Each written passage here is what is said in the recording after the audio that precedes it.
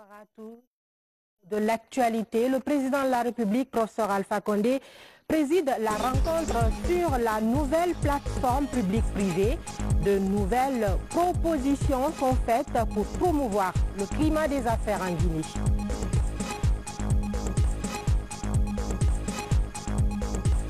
Également, une nouvelle unité de transformation de riz pour les femmes de Koulé, une plateforme innovante qui leur donne désormais plus d'opportunités de développement dans le secteur agricole. Également dans ce journal, Kouroussa en effervescence à l'occasion du lancement des travaux de bitumage de la voirie urbaine. Les 6 ressortissants expriment leur reconnaissance au chef de l'État, professeur Alpha Condé. Voilà pour le sommaire. Bonsoir, bienvenue dans ce journal. Merci de nous préférer pour vous informer. Quel est l'état d'avancement du dispositif institutionnel du suivi-évaluation du PNDES 2016-2020? Le ministère du Plan vient de présenter aux partenaires et autres acteurs cet outil qui a pour mission de formaliser et d'animer le dialogue entre toutes les parties prenantes. Memouna Bella Diallo, reportage. Le dispositif institutionnel de suivi et d'évaluation du PNDES 2016-2020. La plateforme se fixe déjà quelques objectifs. Rendre compte aux parties prenantes de la mise en œuvre du PNDES et sur la base de ce compte-rendu, proposer et recommander des ajustements du plan. L'objectif visé, c'était d'abord rétablir le dialogue autour du dispositif, avoir le point de vue des uns et des autres sur ce que nous proposons et surtout s'entendre sur un calendrier de mise en œuvre de ce dispositif-là pour qu'on puisse enfin faire toutes les activités liées au suivi du plan. Gouvernement guinéen, société civile et partenaires techniques et financiers sont tous concernés par la mise en place effective du dispositif. Lors de cette session extraordinaire, les différentes parties ont d'abord salué l'initiative du gouvernement guinéen et ont promis de jouer leur partition.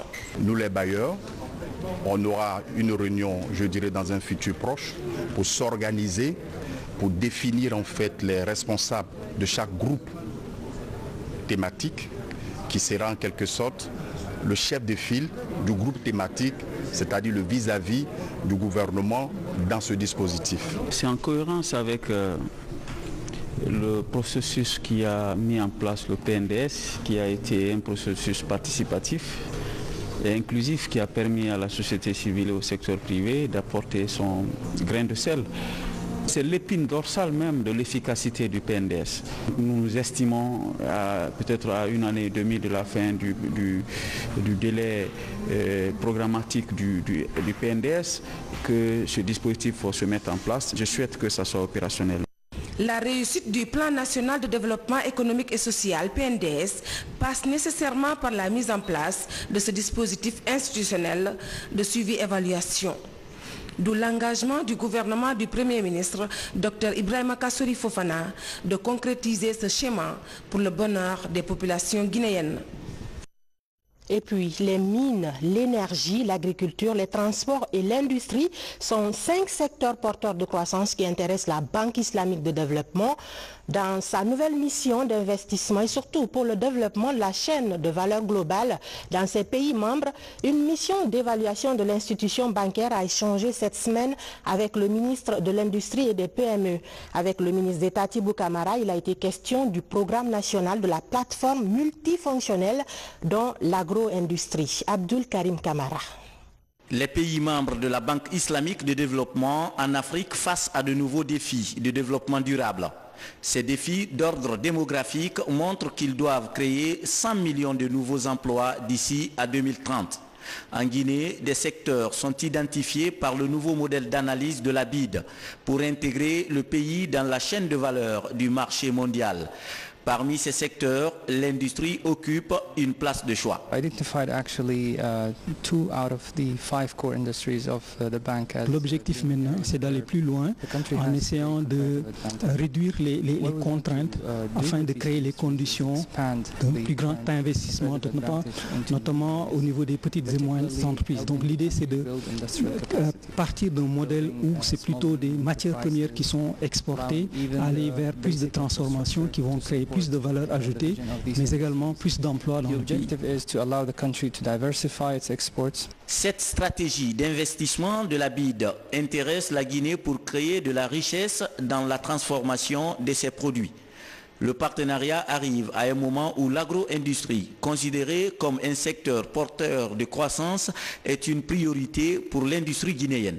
Grâce à l'implication personnelle du chef de l'État qui a souhaité, comme vous le savez, que notre pays s'inscrive dans la transformation de ses produits. Parce que c'est de cette manière que nous pouvons tirer le maximum de profit de nos avantages naturels et des richesses que produisent nos industries. Donc quand on parle de transformation, c'est nécessairement l'industrie. Donc nous sommes au cœur de cette nouvelle vision, grâce surtout à l'engagement personnel du chef de l'État, dont les relations personnelles avec le président de la BID constituent un atout supplémentaire pour le pays. Le résultat des interventions de cette nouvelle approche d'investissement va porter sur 3 indicateurs clés. Le nombre d'emplois créés, la quantité d'investissements attirés dans le pays et la manière par laquelle on augmente les exportations. Du côté de Paris, la Guinée partage avec la communauté agricole internationale les défis et potentialités du continent africain. Grâce à l'implication de Digital Africa, une attention particulière est accordée à l'innovation et aux start-up africaines. Depuis Paris, Manga Fodé Touré signe ce reportage. Les innovations dans le secteur agricole au Salon international de l'agriculture à Paris. Dans la ferme digitale, une dizaine de start-up d'Afrique sont au rendez-vous. La Guinée n'est pas en reste. À travers l'application Kobiri, le fonio est mis en avant. Les visiteurs se succèdent et sont séduits par l'apport guinéen pour révolutionner cette filière. Le numérique est en train de transformer le monde. Ce qui se passe, c'est que finalement, le retard de l'Afrique devient une chance parce que nous pouvons sauter des étapes. On l'a démontré aujourd'hui avec l'adoption du mobile banking. Aujourd'hui, on a l'un des réseaux les plus développés, l'utilisation du téléphone mobile pour les paiements et l'échange de fonds. Et on voit bien que si on commence à penser dans une logique où on n'est pas en train de suivre, mais on commence à inventer demain, on peut se mettre en avance. La Guinée, d'ailleurs, vous êtes une télé guinéenne, n'est pas en reste. On a l'application Kobiri qui est en train de se déployer auprès des agriculteurs et qui leur amène aujourd'hui une capacité à être plus performant, à pouvoir produire mieux. Aujourd'hui, on ne se raconte pas d'histoire. En Afrique comme en Europe, l'agriculture sur une agriculture connectée ne sera pas. Ce sont les nouvelles technologies qui permettront d'aller de l'avant et qui permettront d'avancer. L'accélération des tendances technologiques et digitales joue un rôle fondamental dans cette nouvelle vision. L'innovation s'impose comme un catalyseur permettant à l'agriculture de réaliser une véritable mutation. Partout en Afrique, les expériences de start-up technologiques fleurissent. Le fonio est là très bien emballé, précuit et qui fait partie des initiatives du président de la République. Dans sa vision globale, le président veut que le paysan de Guinée, le paysan du Sénégal, le paysan de France, pourquoi pas, soit au même niveau d'information. Et pour ça, le numérique est le mieux indiqué aujourd'hui qui relie le petit village de Bena à Rennes. La délégation guinéenne a également pris part au Salon international du machinisme agricole CIMA, ce qui a permis au ministre de l'Agriculture et à son collègue de l'élevage de découvrir des matériels et autres innovations dans les deux secteurs. Ici dans notre pays, l'initiative présidentielle dans le domaine agricole s'intensifie aussi. Le programme de productivité agricole en Afrique de l'Ouest vient de doter la sous-préfecture de Koulé d'une nouvelle unité de transformation de riz, une plateforme innovante qui offre des opportunités de développement aux producteurs. Diamo Kaba, Nabi Kamara. À 40 km de la ville d'Inzérékouré, la sous-préfecture de Koulé, dans cette zone agricole, la technique d'étuvage du riz local est la principale activité des populations. Pour les aider à faire face aux défis imposés par l'utilisation de nouvelles technologies agricoles, un complexe moderne de transformation du riz ouvre ses portes. C'est dans le cadre de l'intensification de la chaîne de valeur dans la filière risicole. Nous sommes très contents d'avoir cette infrastructure dont longtemps on demandait. Et on a fait un appel aux autres partenaires et aux actionnaires. La population reste très enchantée parce que nous rentrons en possession définitive pour l'exploitation, n'est-ce pas, de ce monument qui va servir à la formation des femmes qui devront modifier la vie conjugale, la vie sociale des foyers et faire servir également les enfants sinistrés qui n'ont pas ce moyen et qui doivent aller dans les écoles sans soutien. La plateforme d'innovation de Koulé possède un dispositif de décortiquage, un magasin de stockage de 500 tonnes, un espace de séchage de 250 mètres cubes et plusieurs compartiments. L'unité va contribuer à la promotion et à la consolidation des aptitudes des organisations paysannes et faciliter l'échange entre les acteurs. Cette plateforme doit servir de centre de formation pour qu'au niveau de toute la région, que les productrices et les producteurs viennent pour se former aux techniques améliorées d'étuvage du riz et pourquoi pas des formations de mise à niveau pour les producteurs dans le cadre de la diffusion des technologies au niveau des conseils agricoles de l'Amproca, au niveau de la recherche pour la diffusion des nouvelles variétés de riz. Pour l'OAP Guinée, cette plateforme d'innovation va offrir aux professionnels du secteur et aux femmes étuveuses de Koulé plusieurs opportunités. L'unité compte également fournir une meilleure qualité de riz et assurer la sécurité alimentaire. Sur un tout autre plan, la première dame de la République, Adja Diéné Kondé, préside une lecture du Saint-Coran, une journée entière consacrée à implorer Dieu pour la paix, l'unité nationale et le développement de la Guinée. Ali Badara Kondé, reportage. Cette journée de lecture du Saint-Coran figure parmi les actions programmées pour la célébration le 8 mars prochain de la Fête internationale des femmes. Elle est organisée par le ministère de l'Action sociale en collaboration avec le cabinet de la Première Dame de la République. Une occasion pour ces fidèles musulmans de prier pour la quiétude sociale dans le pays. C'est la première dans notre pays que les femmes procède à la lecture du Saint-Coran, au lancement de cérémonies de festivités de 8 mars. Ça, pour nous, en tant que chef de département des affaires religieuses, je remercie Madame la ministre de l'Action sociale, promotion féminine et l'enfance pour cette belle initiative. Les femmes de Guinée ici représentées, toutes sensibilités confondues, sont venues sous la présidence d'honneur de la Première Dame qui a honoré de son auguste présence cette lecture du Coran, implorer la grâce divine afin qu'il bénisse notre pays, afin que les programmes de développement que le président de la République, le professeur Alpha Condé, souhaitent réaliser et qui sont en cours de réalisation pour l'ensemble des populations guinéennes puissent réellement voir jour. La première dame de la République, Adja Diéné Kondé, a au cours de cette cérémonie de lecture du Saint-Coran exhorté les Guinéens à l'unité mais aussi à l'amour du prochain. Ça s'est fait sous le couvert du secrétariat religieux. Donc Elhadj Jamal Bangoura est là.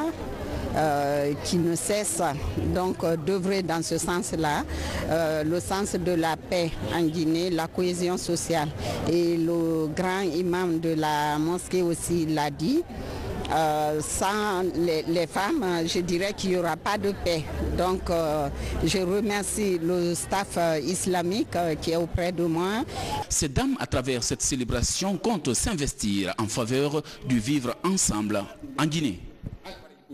Direction Kindia, la ville des agrumes, où s'est tenue l'évaluation de la dernière campagne nationale de vaccination contre le tétanos maternel et néonatal. Les acteurs impliqués dans la campagne passent en revue les acquis et faiblesses avant de dégager quelques perspectives pour la seconde campagne. Reportage Tierno Maroufba rendu par Lancé Kamisoko. Issus des différents districts sanitaires du pays, ils se retrouvent pour évaluer les acquis de la dernière campagne nationale de vaccination contre le tétanos maternel et néonatal. Ces assises permettent aux directeurs régionaux de la santé des 38 districts sanitaires et du programme élargi de vaccination de faire la situation de la vaccination dans ces localités. Une opération qui a touché les femmes enceintes et les enfants de 0 à 1 mois. Au niveau de la région de Boké, cette campagne s'est passée dans de très bonnes conditions. Elle a tout d'abord commencé par les préparatifs qui ont consisté à sensibiliser les populations, surtout sensibiliser les mères par rapport à l'importance de cette campagne de vaccination. Mais aussi et surtout ce qui est important, depuis les préparatifs, c'est l'implication des autorités administratives à tous les niveaux. Dans l'élimination du tétanos maternel et néonatal, le département de la santé et ses partenaires techniques et financiers sont à pied d'œuvre. Pour la prochaine campagne, ils comptent centrer leurs efforts sur l'amélioration de la couverture vaccinale et le renforcement de la surveillance. Le vaccin qu'on administre lors des campagnes de vaccination, c'est ce même vaccin que les femmes prennent lors de leur grossesse. Mais cela ne les empêche pas d'accoucher normalement et de prendre d'autres grossesses. Donc tout ça, je pense que c'est une insuffisance d'information, une désinformation qui fait que les gens refusent de se faire vacciner. Le ministère nous a demandé de réunir tous les acteurs du terrain. C'est pourquoi tous les acteurs sont là. Pour, comme je l'ai dit tout à l'heure, pour tirer les leçons et pour voir ce qui n'a pas marché, les analyser et définir des stratégies appropriées afin que la prochaine campagne soit une réussite totale. Avec le deuxième tour de vaccination et le renforcement du programme élargi de vaccination de routine, la Guinée veut s'inscrire dans une phase d'élimination du tétanos maternel et néonatal à l'horizon 2020. Je vous le disais dans les titres, une nouvelle plateforme entre le secteur public et privé pour promouvoir le climat des affaires. Des propositions sont faites et des réformes sont annoncées par les parties prenantes. La rencontre est présidée par le chef de l'État, professeur Alpha Condé. Reportage Mohamed Seyar Souma. C'est un dîner de travail en faveur du renforcement du partenariat public-privé. L'occasion pour le secteur privé de faire un plaidoyer sur l'amélioration du climat des affaires. Dans le cadre de l'application des mesures correctives, le secteur privé propose la mise en place d'un comité de suivi et d'évaluation composé entre autres des chefs d'entreprise, des commerçants et des responsables du secteur public dans les domaines concernés, qui auront pour tâche, entre autres, de fixer le calendrier des mises en œuvre des mesures retenues. Monsieur le Président, vous avez bien voulu créer un conseil présidentiel de l'investissement pour donner une impulsion à l'élaboration et à la mise en œuvre des politiques les plus appropriées pour stimuler l'investissement et la croissance économique. Nous sollicitons respectueusement que cet organe consultatif soit opérationnel. Excellence, Monsieur le Président, je saisis cette opportunité qu'offre la célébration de la journée du partenariat douane-secteur privé pour promouvoir le rapprochement des administrations fiscales et douanières avec le secteur privé et encourager tout effort visant à améliorer davantage la qualité du service à l'usager, ce qui est en ligne avec vos objectifs qui consistent à faire du secteur privé le levier du développement économique et social. Le renforcement du partenariat entre les régies financières et le secteur privé est l'une des recommandations de l'Organisation mondiale des douanes. Une initiative soutenue par le président de la République qui envisage des mesures plus sécurisées des recettes publiques. Le gouvernement doit accompagner les hommes d'affaires, tout cela. Mais il faut dire qu'on ait des hommes d'affaires, de véritables hommes d'affaires, c'est-à-dire des industriels, des gens qui acceptent de prendre des risques. Parce que le commerce, on gagne vite. Vous regardez, vous avez le bénéfice. L'industrie, ça met un peu plus de temps. Parce que quand vous investissez, ce n'est pas tout de suite. Mais l'industrie qui est la base. Moi, je vois ici, aucun Guinéen n'a de banque. Mais on a d'autres étrangers, nous avons des Mauritaniens qui ont des banques, nous avons des Nigériens, mais aucun Guinéen n'a de banque. Hein? Nous avons d'autres qui investissent. Mais celui qui est en train de faire le gaz comme ça, c'est un Mauritanien.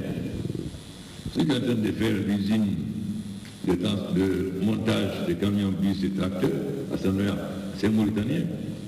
Je peux citer beaucoup d'autres cas. Comment ça se fait qu'eux, ils arrivent à venir créer des lieux de banque chez nous et que nous, les hommes d'affaires, ne sommes pas capables? Il faut qu'on se pose la question. Le secteur minier, on avait des points faibles. Parce que les secteurs miniers nous trichaient. Parce qu'on n'était pas capable de contrôler le volume et la teneur. Ils peuvent mettre 15 000 et 10 000, ou quand c'est teneur 60%, ils disent 40%.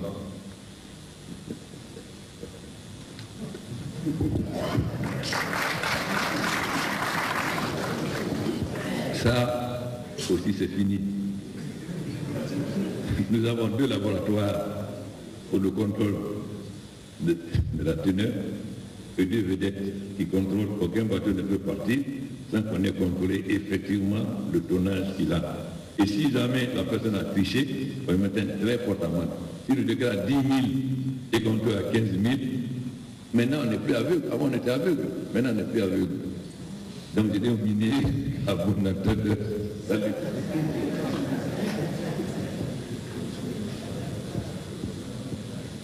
Bon, ensuite, l'importation clandestine. Nous avons dit que lorsque une entreprise crée une usine de transformation, nous devons protéger cette entreprise.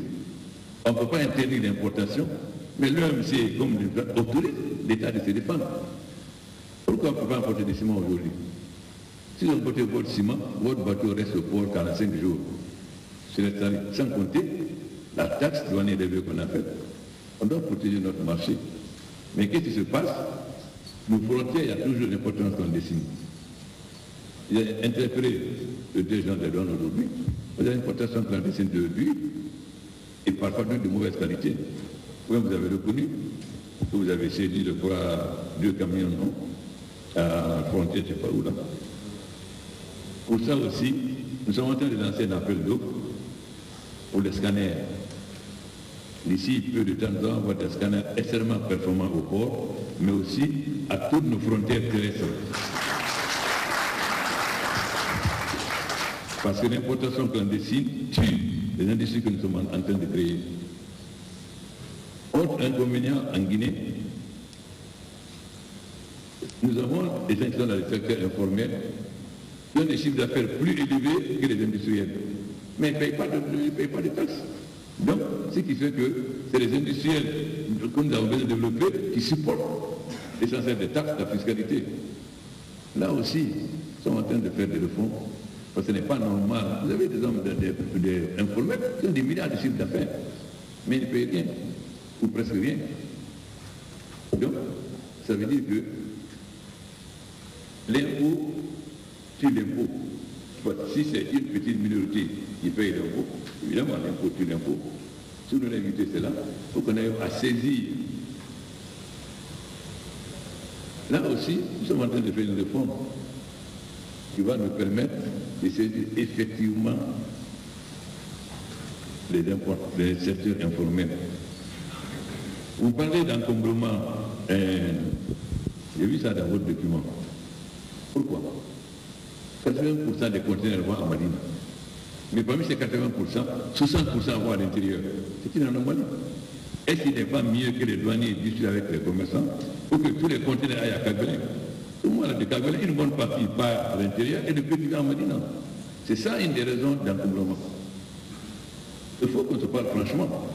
Le chef de l'État a surtout invité les opérateurs économiques à privilégier la création des unités industrielles dans le pays. Dans ce journal également, 9e session du comité d'orientation stratégique du BOSEJ entendait booster les compétences pour l'employabilité des jeunes. Sur la table, l'évaluation du projet pour sa bonne marche. Fatimatou Diallo. Au cours de cette rencontre, il est essentiellement question de présenter le rapport annuel 2018, du plan de travail budgétisé annuel 2019 et de la revue à mi-parcours. Pendant cette session, les acteurs font l'analyse critique des documents pour l'atteinte des objectifs assignés au BOSEJ. De nouvelles orientations sont définies par le président du comité. Nous avons interpellé le secteur minier ici. D'ailleurs, le ministre de l'enseignement technique en a fait une demande particulière, justement pour que ce secteur important puisse prendre les jeunes en stage, n'est-ce pas?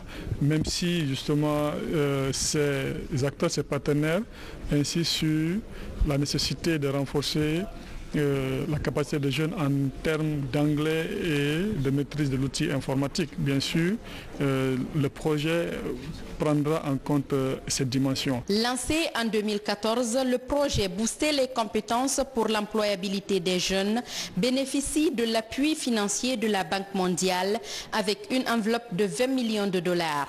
Pour l'heure, 47,6% des fonds alloués au projet sont décaissés pour offrir aux jeunes diplômés sans emploi la chance de se frayer un chemin à travers des opportunités de formation, de stage et d'emploi, tout en renforçant l'enseignement supérieur et technique. Hors de Conakry, lancement à Kouroussa des travaux de bitumage de 15 km de la voirie urbaine du centre-ville de Kouroussa même. Les travaux sont financés par le chef de l'État, professeur Alpha Condé, et les 6 ressortissants de la ville se sont fortement mobilisés pour lui exprimer leur reconnaissance. Younoussa Tawel Kamara. La machine embrale ici au centre-ville de Kouroussa pour lancer les travaux de bitumage de 15 km de la voirie. C'est une initiative du président de la République qui avait promis de financer les travaux.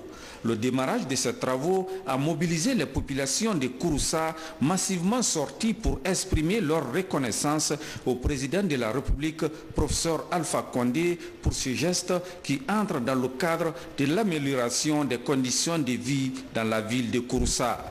À travers toutes les couches socio-professionnelles, il y a une grande mobilisation pour montrer au président de la République, au gouvernement, que Kouroussa est satisfait. Satisfait de l'attention particulière que le président de la République accorde à Kouroussa. Kouroussa, avec toutes ses composantes, arrive à dire merci au président de la République et se dit que Kouroussa n'est nullement oublié. Ça fait pas 3 mois, le professeur Alpha Condé a sillonné toute la Guinée. Mais c'était la pose de la première pierre. Mais aujourd'hui, il a dit, sur papier c'était écrit, le coup d'envoi des travaux de la préfecture de Kouroussa, c'est au mois de février. Effectivement, ainsi dit, ainsi fait. Comme son nom l'indique en Guinée. On dit, il a dit et il a fait. Le bitumage de ces 15 km de la voirie urbaine de Kouroussa est exécuté par une entreprise locale. Dans la ville, c'est la joie chez les citoyens. Le travail qui a commencé là, on s'attendait, le professeur a dit qu'il va faire plus que ça là. Et aujourd'hui, nous sommes en train de voir les réalités. Et nous sommes là à accompagner la société. Nous descendons ensemble, on fait toutes les choses ensemble ici. Le bitumage de ces 15 km des principales artères du centre-ville de Kouroussa va contribuer au développement de cette ville de la région de Kankan. L'assainissement des artères de la capitale, le dernier samedi de chaque mois, commence à être intégré par les citoyens sur le terrain. Cette action citoyenne qui touche toutes les communes et quartiers de Conakry est suivie de très près par les initiateurs. Tierno Maroufba, Tierno Younoussaba, Alassane Tondon Kamara. La ville de Conakry est à sa 8e journée d'assainissement. L'opération est observée dans les 5 communes de la capitale. Dans la presqu'île de Kaloum, les jeunes sont mobilisés depuis l'aube pour assainir les artères de la commune. Le gros des efforts est déployé au débarcadère de Boulbiné. Ici, c'est la course contre la montre pour assainir les coins et recoins de ce port artisanal. Depuis le 1er septembre 2018, on a commencé à balayer ici. On est au moins de 15 personnes On commence du carrefour, carrefour de la mosquée pour balayer chaque matin de 7h à 8h. À 48 heures, nous avons sorti de l'intérieur du port de Boulbiné 32 voyages de 20 mètres cubes. Entre 20h30 et 6h du matin, 35 camions étaient prévus, mais 32 voyages ont été réalisés grâce à l'appui de l'ANASP. Aujourd'hui, le ministre des Travaux publics a décidé de nous accompagner pour que le reste de la montagne, l'ordure que vous avez vue, puisse être enlevé. Cette opération d'assainissement de la ville de Conakry initiée par le gouvernement ne laisse aucun citoyen indifférent. À Koleya, commune de Matam, tous sont mobilisés pour rendre propre leur quartier. Même engouement le long de la route Le Prince, où une grande mobilisation des jeunes est observée partout. Cette politique du gouvernement est également accompagnée par des institutions internationales. Nous avons répondu présent à un élan d'engagement communautaire très fort qui répond effectivement à l'appel également du gouvernement de faire de l'assainissement de la ville de Conakry une réussite. C'est une activité qui chaque mois montre encore une fois sa pertinence. Au tout début, il y avait beaucoup d'opposition, beaucoup de personnes qui pensaient que c'était une initiative certainement fantaisiste. Nous nous rendons compte que chaque mois, il y a encore plus d'engouement. Chaque mois, il y a encore une prise de conscience au niveau des populations à la base. Et chaque mois, les institutions nous retrouvent, nous rejoignent pour qu'ensemble nous puissions piloter cette activité du samedi. Pour la pérennisation de cette action gouvernementale, le prochain rendez-vous est prévu pour le dernier samedi de ce mois. Place à présent à l'actualité nationale, en bref et en images, une actualité commentée ce soir par Algassimoba. Suivez.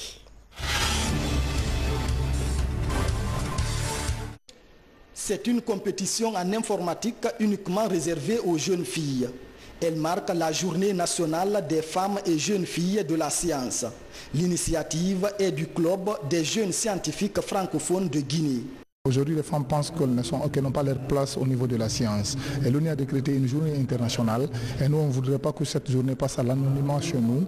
On voudrait donner un accent particulier en mettant les projecteurs derrière les femmes pour les montrer aussi qu'elles sont capables, qu'elles peuvent participer au développement de la société à travers les sciences.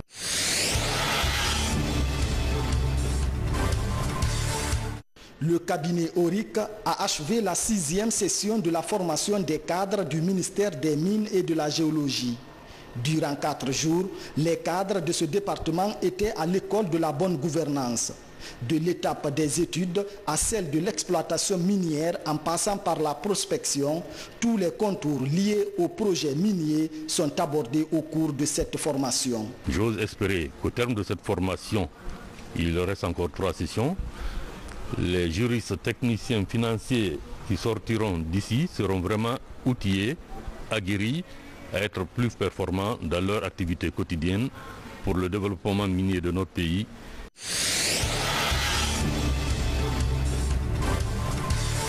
La lutte contre la consommation de la drogue et autres stupéfiants en milieu universitaire est la mission que se donne l'Institut itinérant de formation et de prévention intégrée contre la drogue et autres conduites additives.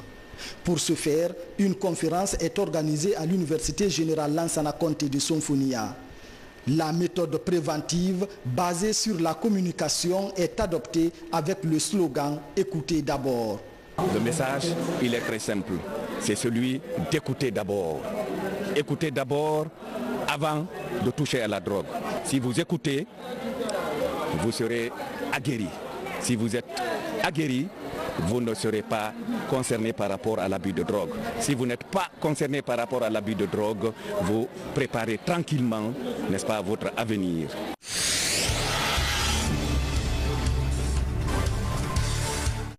À 13 mois, cette fillette a été kidnappée au marché de Bessia. Plus de peur que de mal. L'enfant a été retrouvé à Anta où elle avait été confiée par la présumée ravisseuse à une vendeuse d'oranges. Grâce à l'enquête de l'OPROGEM, la présumée coupable est mise aux arrêts et reconnaît les faits. Suivant nos enquêtes, nous avons pu mettre main sur le présumé auteur qui a enlevé le bébé. Et comme c'est un acte puni et condamné par le code pénal, Nous avons recueilli sa déclaration ainsi que la déclaration du père de la victime. On a tous les éléments réunis à notre niveau et nous allons envoyer au tribunal compétent.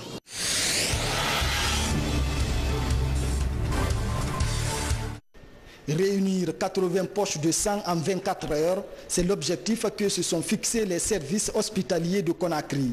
Mais cet objectif ne peut être atteint que s'il y a un grand nombre de donneurs volontaires. Après l'université Gamal Abdel Nasser de Conakry et l'université générale Lansana Conté de Sonfonia, l'équipe du service national de transfusion sanguine s'est rendue à l'université Nongo Conakry. Là, les étudiants accomplissent ce geste humanitaire avec enthousiasme. Le sang, ça ne s'achète pas, ça ne se vend pas non plus. Donc c'est ce qui m'a motivé de plus à donner gratuitement mon sang.